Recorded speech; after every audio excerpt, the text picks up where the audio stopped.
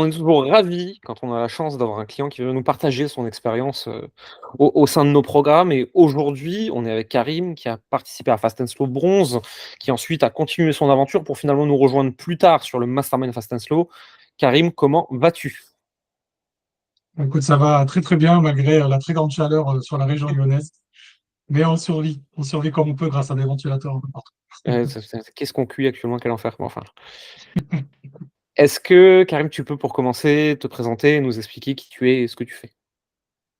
D'accord. Donc, je m'appelle Karim Belhamri et donc moi, je m'intitule en tant que coach pour freelance, mais pas n'importe quel type de freelance, des freelances qui bossent dans les secteurs de la tech et de l'industrie. Donc, on va parler d'ingénieurs, des développeurs, des chefs de projet, etc. Et moi, je leur apprends en fait à prospecter et à vendre leurs services, que ce soit à travers des intermédiaires, on va plutôt viser des cibles de type grand groupe, ou alors pour aller contractualiser en direct dans des boîtes de type start-up, PME, TI. En fait, le type de boîte où on peut aller contractualiser en direct, que ce soit en régie au forfait. OK, hyper intéressant. C'est une cible que moi je connais très mal foncièrement. Les seules interactions que j'ai avec ces gens-là, c'est sur LinkedIn. Ils sont jamais très sympas avec moi, je sais pas pourquoi, ce que je leur ai fait. Mais c'est un long débat et on va pas commencer là-dessus. Heu, Est-ce que tu peux nous raconter la situation dans laquelle tu étais avant de nous rencontrer et comment tu es tombé sur nous la première fois? Alors, bon, c'est une grande histoire entre guillemets. Moi, j'ai lancé officiellement mon activité de coaching pour freelance payant entre guillemets en juin 2022, parce que j'ai fait ça pendant très longtemps avant de façon gratuite, parce que comme j'aime bien échanger avec des freelances et compagnie, j'ai fait ça pendant quasiment 10 ans avant. Mais j'ai lancé officiellement mon activité en juin 2022. Et entre juin 2022 et puis, on va dire, mars 2023, bon, j'ai lancé mon activité, j'avais des ventes, etc. La problématique, c'est que ça portait un peu dans tous les sens. Je faisais différentes offres, des offres personnalisées, etc. Ce qui fait que ça prend beaucoup de jus de cerveau. Donc, je me suis dit, bon, faut que je structure un peu mieux ça, que je me positionne sur une seule offre propre, etc. et que je vende plus. Et il se trouve que je suis tombé, c'était une de tes vidéos, je crois, j'avais mis sur YouTube. Et moi, j'ai vachement accroché par la pédagogie. J'aime bien la façon dont tu exprimes les choses. Et moi, je considère qu'à partir du moment où tu es capable d'expliquer des choses a priori complexes de façon simple, c'est que tu as plutôt bien compris ce qui se passait. Donc moi, ça m'a mis pas mal en confiance. Et donc, j'ai rejoint le programme Bronze. C'était, je crois, en avril de l'année dernière, quelque chose comme ça. Mmh. Dans le but, en effet, de mieux structurer les choses et de partir sur une seule offre propre et complète. Donc, ce qui a été le cas, j'ai lancé mon offre unique. Ça a plutôt bien fonctionné. Et en effet, comme tu le dis très bien, bah, en fait, tu es au four et au moulin, quoi. C'est vrai que quand tu es sur une seule offre et quand tu es tout seul, bah, tu gères tout de A à Z, que ce soit de l'acquisition jusqu'au delivery de ton offre, etc. Et donc, comme l'offre se vendait, etc., je me suis dit, comment est-ce que je peux passer au next step? Donc, le next step, pour moi, c'était dégager plus de temps, mais également commencer à croître parce que j'avais quand même une certaine preuve de marché sur mon offre. Comment je fais pour avoir plus de CA et comment je commence à automatiser slash déléguer des choses. Pour être honnête, je sais qu'il y a un certain nombre de personnes qui proposent à des entrepreneurs de scaler, etc. Mmh. Euh, Moi, je me suis retourné naturellement vers vous parce que la confiance était déjà là et je me retrouvais Ouais. en tout des valeurs et compagnie. Et j'ai suivi aussi la progression de KP en fait sur les problématiques de scaling. Donc, Mmh. pour être honnête, j'ai fait qu'un seul call qui était directement avec Rachid, sales, côté sales chez vous. Et j'ai Ouais. rejoint pour le coup le mastermind d'argent en début d'année, en avril. Tu es allé vite à l'intérieur du mastermind. Nous, on est toujours étonnés, si tu veux, parce que et c'est pas pour rien qu'on a des programmes de 6 mois, tu vois? C'est parce que les gens, il leur faut le temps, il faut que l'esprit se débloque, tu vois? Il faut qu'ils acceptent certaines idées, qu'ils mettent en place certaines choses, des fois, il y a des nouvelles compétences à apprendre et cetera et dans le mastermind, moi, je sais que on me dit que tu rejoins. Les premiers jours, premières semaines, j'ai pas de nouvelles de toi et d'un coup, j'ai Xerius qui me dit: «Alors, il est venu en call, il a déjà tout fait. Ouais, Qu'est-ce qui s'est passé?» On n'a jamais vu quelqu'un qui implémente aussi vite. ouais, Et d'ailleurs, ça, je voulais t'en féliciter de vive voix parce que la vitesse d'implémentation, c'est quand même un des premiers facteurs de succès. Ça ne prémunit pas des erreurs. Tu en feras encore, plus que les autres en général, mais vu que tu les feras plus vite et qu'elles seront corrigées plus vite, elles coûteront moins cher et tu pourras plus vite, aller vers le niveau suivant et cetera et je pense que c'est ça qu'on veut montrer aussi dans le mastermind, tu vois? C'est que le scaling, donc le scaling, quand même pour expliquer à ceux qui nous écoutent, c'est un terme qui à la base, vient surtout du monde du logiciel. En gros, c'est, plus de clients sans mettre plus de ressources. C'est un terme qui est un abus de langage dans l'accompagnement parce que le vrai scaling, n'existe pas, quand il y a de l'humain. Mais globalement, c'est de la croissance relativement rapide. C'est passer à l'échelle, c'est passer au niveau suivant et c'est ça qu'on veut amener avec le mastermind. C'est pas évident, parce que c'est pas que les méthodes et les outils sont pas faciles, en fait, ils sont je les trouve plutôt très simples, moi. Mais c'est complètement changer sa façon de réfléchir et je trouve que Mhm. toi, tu l'as fait hyper bien et avec vachement de facilité. Est-ce que tu peux nous expliquer ça? Alors, de toute façon, c'est très simple. Comme je t'ai dit, moi, j'ai un nouveau événement qui arrive très bientôt et je me suis dit dans ma tête, il faut que j'essaie d'implémenter le maximum de choses. Premièrement, je trouve que j'ai rejoint le mastermind trop tard. Vraiment, j'aurais dû le rejoindre bien avant. Donc ça, c'est pour un petit big up pour les gens qui pensent à le rejoindre. Je veux dire, à partir du moment, je pense, où on a une preuve de marché, que ça se vend mois après mois, je pense que ça sert à rien de continuer à réfléchir pendant 15 000 ans, si ce n'est de procrastiner. Après, je me suis dit, quand j'ai rejoint, je me suis dit, je vais passer le mois de mai en perfusion, KP, Mastermind à mort, quoi. Donc, j'ai regardé toutes les vidéos du programme. J'ai regardé plusieurs fois les replays des lives qu'il y a pu avoir et compagnie. J'en avais mal à la tête comme pas possible, mais c'était le plan, quoi. C'était le plan et je devais implémenter le plus rapidement possible, quitte à faire des erreurs ridicules et compagnie, mais c'est comme ça qu'on apprend de toute façon. Et puis Ah mais demander du feedback très rapidement par rapport à tout ça. les erreurs sont remboursées très vite, tu vois? Parce que, tu crames, 500 € de pub n'importe comment. Si ça te donne une leçon qui te permet d'en dépenser 5 à 10 000 de façon profitable ensuite, c'est pas cher payé, tu vois? Bah, c'est ça, c'est ça. Donc, j'ai vraiment essayé d'implémenter le plus possible les premières choses du programme, tout ce qui était tunnel d'acquisition et compagnie. Et en fait, c'était une des raisons pour lesquelles j'avais besoin le mastermind, parce que j'avais besoin de structure pour scaler dans de bonnes conditions. Ça, c'est important pour moi. Mais pour moi, la partie structure, je considère qu'en tout cas pour mon cas personnel, elle représente peut-être, allez, 15% du programme, de ce que ça va vraiment t'apporter, quoi. Tout le reste, c'est d'être dans un espèce d'aquarium avec plein de poissons qui sont plus gros que toi, entre guillemets, et qui sont dans des stades plus élevés que toi, de voir comment ils réfléchissent, de voir comment ils gèrent leurs problèmes, de voir quelle est la taille des problèmes. Des fois, tu peux considérer que toi, c'est un gros problème. En fait, c'est un truc, on s'en fiche. Et des fois, il y a un truc que tu as négligé. Et en fait, c'est très important, tu vois. Mmh. Et Mmh. donc, moi, le simple fait d'être entouré de personnes comme ça, je pense que c'était ultra inspirant. Et donc, j'ai essayé d'implémenter. Je ne sais pas s'il faut le conseiller à tout le monde, parce que j'avais quand même pas mal à la tête, mais j'étais constamment avec le casque sur les oreilles pendant un mois. Je pense que, c'est ta façon de faire et elle a été juste pour toi. Moi, je suis un peu pareil que toi. Je suis quand je rejoins un programme, un mastermind, un coaching, n'importe quoi, je m'en mets, mais genre vraiment ras la tête pendant un mois, au Mhm. point que je sais plus comment je m'appelle, et ensuite je redescends en intensité, tu vois? Maintenant, je fais un accompagnement sur 6 mois, tu vois? Donc il y a des gens, en fait, au lieu de s'en foutre plein le cornet pendant un mois, ils vont le faire pendant 2 à 3 mois, progressivement, gentiment, Ouais, quelques heures par-ci par-là. Ça marche aussi, hein. C'est le degré d'intensité que tu mets, c'est le degré de vitesse d'erreur et de résultat. Et ça, c'est un choix personnel, je pense, ouais, hein. absolument. Non, mais moi, ça me correspond bien. Et j'ai cru comprendre dans une vidéo que tu avais tournée, en plus, c'était sous quel format, qu'effectivement, toi, tu fonctionnais comme ça également. Mmh. T'emmagasiner tout jusqu'au point de t'oublier. Et après, Ouais. ben, tu refais une synthèse et après, tu mets à ta source. C'est quand j'ai voulu apprendre la vente il y a quelques années, j'ai pris 3 4 mecs très, très forts aux US. J'ai avalé, je pense, 6 heures de vidéos de ces gars-là par jour, au point que quand tu me demandais comment je m'appelais, je répondais limite le nom d'un des mecs. J'avais pris leur accent et cetera. C'était terrible, hein, c'est Ouais, trouble de la dépersonnalisation limite, hein. Et au ouais, bout d'un ouais. mois, je coupe tout, je les regarde plus, je veux plus rien savoir d'eux.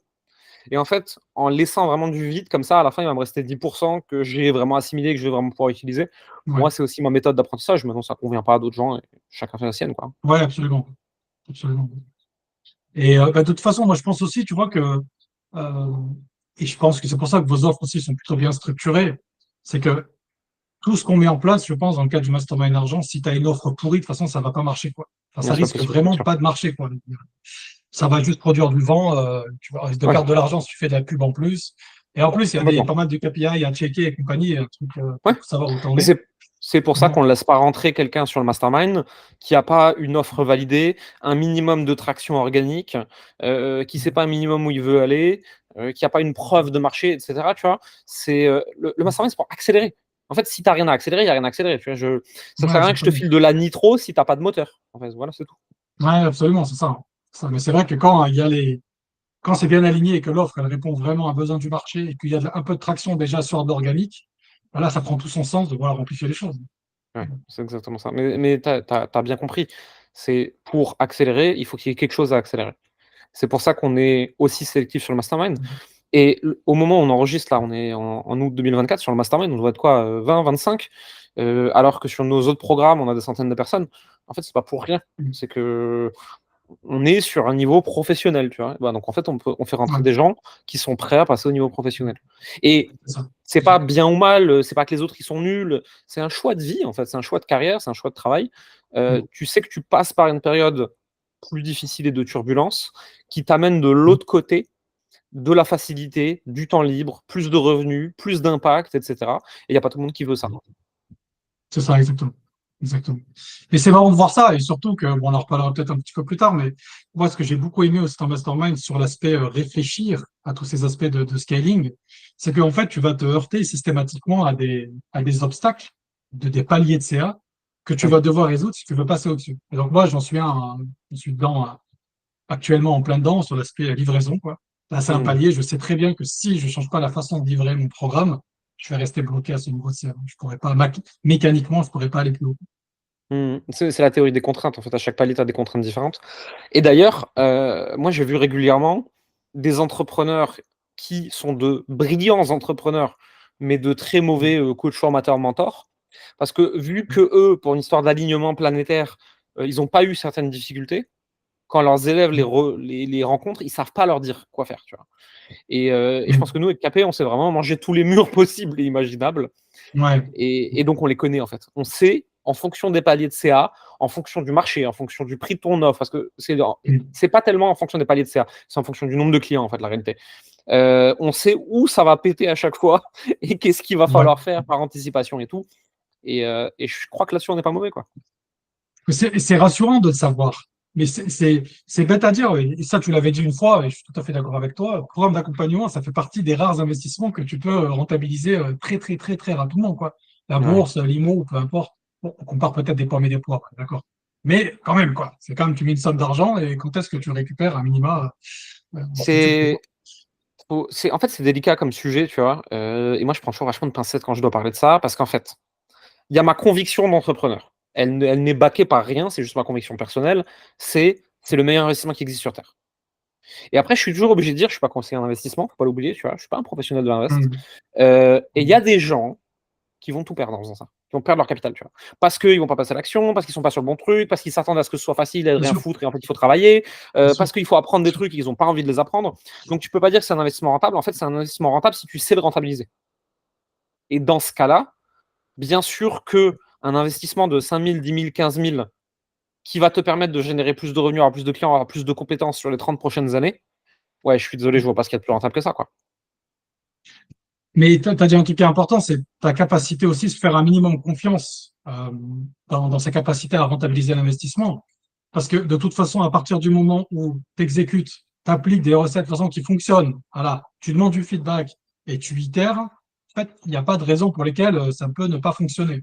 Après, Mm. c'est ce fameux passage à l'action là, qu'on a parlé dans tous les sens qui fait la grosse diff et le feedback que tu vas demander. Il n'y a rien d'automatique. C'est nous, on vend une recette de cuisine et on est là pour te tenir la main pour être sûr que tu la fasses correctement. Donc si tu veux, moi je te vends la recette d'une omelette, je suis à peu près sûr que tu vas réussir. Si tu suis mes instructions et que tu passes à l'action, je suis à peu près sûr que tu auras une omelette. Est-ce qu'elle sera exactement comme la mienne? Est-ce qu'elle aura le goût que tu croyais, et cetera? J'en sais rien, mais tu seras capable de faire une omelette. Par contre, si après tu m'écoutes pas et que tu décides de cramer les œufs, bon, bah, moi j'y peux rien, tu vois? Enfin, Ceci n'est pas un conseil en cuisine gastronomique. voilà, c'est ça, tu vois?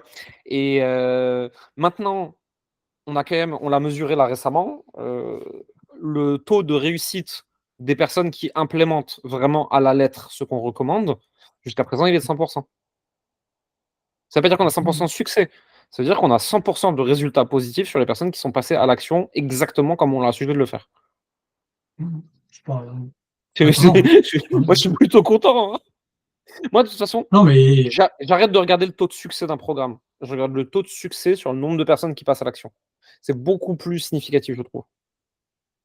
bah, c'est ça. Et de toute façon, c'est vrai que il s'est bête à dire, même si tu vas avoir des fois des gens qui vont dépenser, investir plutôt 3 000, 4 000, 5 000, 10 000 sur un programme, c'est pas non plus une caution, enfin, c'est pas non plus pour la raison pour laquelle ils vont passer à l'action et compagnie, aussi bizarre que ça puisse paraître, Mmh. quoi. C'est Donc, il ouais, faut se focus sur les gens qui passent à l'action. tu dois le voir chez toi aussi. Mais ça, c'est un truc, il Ouais. y a un moment, il faut en faire le deuil dans nos métiers, tu vois? C'est de se dire: «Oui, mais s'il paye plus cher, il va être engagé». Bah, pas toujours. Pas toujours. Et Toujours. j'ai vu des gens qui, avec une vidéo YouTube gratuite, se bougent le cul de ouf et font des trucs fous. J'ai vu des gens qui lâchent Mm. 15 000 et qui foutent rien, et j'ai vu toutes les nuances au milieu de ça. Mm. C'est la réalité de nos métiers, hein. Mais après, ça dépend des gens individuellement. Et de toute façon, moi, je le dis toujours, hein, quand je présente un programme d'accompagnement à mes prospects, je le dis clairement que, et pour être parfaitement sincère, je ne suis pas leur babysitter, je ne suis pas leur sauveur, je suis vraiment là leur copilote, je leur mets en place une méthodologie, je les suis pendant tout le long, je suis dispo quand ils ont des questions, quand ils ont besoin de feedback, on se voit très régulièrement et compagnie, mais je ne suis pas le pilote dans l'avion. Si jamais Mmh. le pilote il pilote pas, ben, l'avion va se cracher. C'est Ouais, dommage. 100. Est-ce qu'on peut parler un petit peu, sans forcément rentrer dans le détail des chiffres, mais de tes résultats? Ce qui m'intéresse, en fait, si tu veux, c'est un peu le que tu nous racontes l'avant-après. Qu'est-ce qui a changé? Volume de prospects, facilité, complexité, que tu nous racontes un peu, ce que ça a donné pour toi. Ok. Donc moi, de toute façon, les premières choses qu'il faut implémenter dans le programme, c'est tout ce qui va être lié à l'acquisition. Ce qui est bien dans le programme, c'est qu'il est ultra long et je sais déjà que je vais pas pouvoir tout faire et ça m'énerve. Ah, ça m'énerve parce qu'il y a tellement un volume. Chaque aspect en fait d'un tunnel ou même du scaling de façon générale, c'est des choses, ça peut prendre énormément de temps. Donc il y a beaucoup de choses. Moi, ce que j'ai implémenté pour l'instant, le plus important, c'est tout ce qui est l'automatisation d'acquisition. Ouais. Ce qui fait que maintenant, c'est vrai, c'est un peu next step, j'ai automatisé mon acquisition, donc j'ai concrètement facilement 3 fois plus de prospects qui bookent donc ce qu'on appelle des appels découvertes avec moi, sans que je ne parle à absolument personne. Mmh. Moi, je continue de faire ma production de contenu sur LinkedIn, etc.